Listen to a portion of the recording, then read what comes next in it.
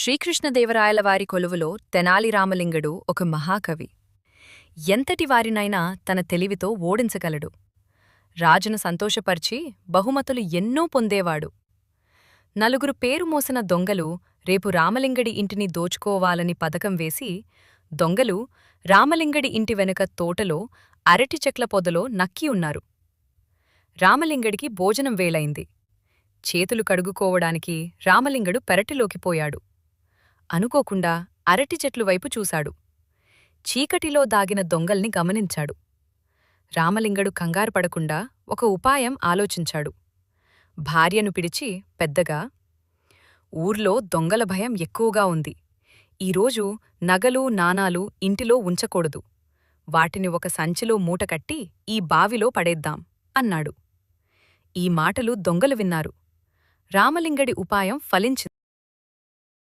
తరువాత రామలింగడు భార్య చెవిలో ఏదో చెప్పాడు.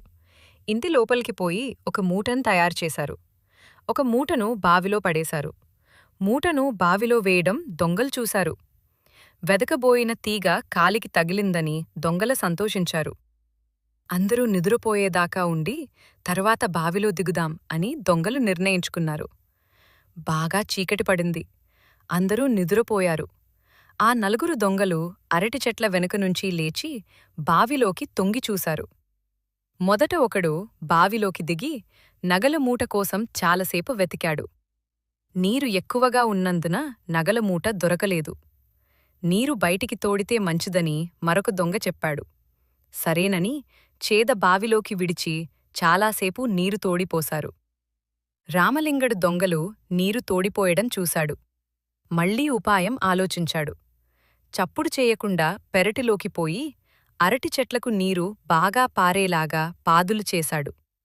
వంతులవారీగా దొంగలు బావిలోని నీరు తోడసాగారు. ఎంత తోడినా బావిలోని నీరు తరగలేదు. కాని అరటి చెట్లకు నీరు బాగా పారింది. తెల్లవారుజామున కోడి కూసే వేళ వరకు తోడిపోశారు. చివరకు మూట దొరికింది. కష్టపడినందుకు ఫలితం దక్కిందని మురిసిపోయారు. ఎంతో ఆశగా చూస్తూ మూటముడి విప్పారు. అందులో నగలకు బదులు నల్లరాళ్ళు ఉన్నవి. దొంగలకు నోటమాట రాలేదు. రామలింగడు వారిని ఎలా మోసం చేశారో తెలిసింది. సిగ్గుతో తలవంచుకుని పారిపోయారు. ఇంతకాలం తమను మించినవారు లేరని ఆ దొంగలు మిడిసిపడేవారు. ఎంతోమందిని దోచుకోగలిగారు. కాని రామలింగడి ఇంటిని మాత్రం దోచుకోలేకపోయారు. తెలివిగా రామలింగడే దొంగలను ఉపయోగించుకోగలిగాడు.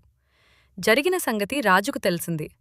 రాజు రామలింగడి తెలివికి సంతోషపడి బహుమతులతో గౌరవించాడు.